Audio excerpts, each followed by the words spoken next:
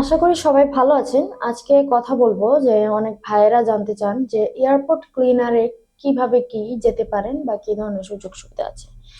তো এয়ারপোর্ট ক্লিনারে যেটি কিন্তু একটা মিনিমাল খরচ লাগে, সেটা হচ্ছে যদি আপনি সরাসরি এজেন্সি বা আরএল সরকারি লাইসেন্সকৃত যদি অফিসে যান, সেক্ষেত্রে মিনিমাল একটা খরচ লাগে। আর হচ্ছে 2 মাস অন্তত সময় লাগবে আপনার, যদি অন্তত আপনার হাতে টাকা রেডি থাকে, লোন টোনের ঝামেলায় যদি না দেন, সেক্ষেত্রে 2 মাসের সময় লাগবে।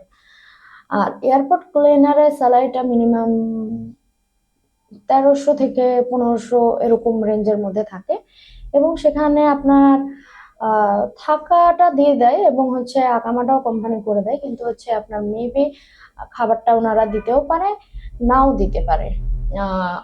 এটা হচ্ছে সবাই আসলে হচ্ছে আমার জানা মতে, আমি যাদের সাথে কথা বলেছি সবাই হচ্ছে কি এয়ারপোর্ট ক্লিনারের কাজটা যেতে চায় না, কিন্তু যারা জানে তারা হচ্ছে এয়ারপোর্ট ক্লিনারের কাছে যেতে চায়।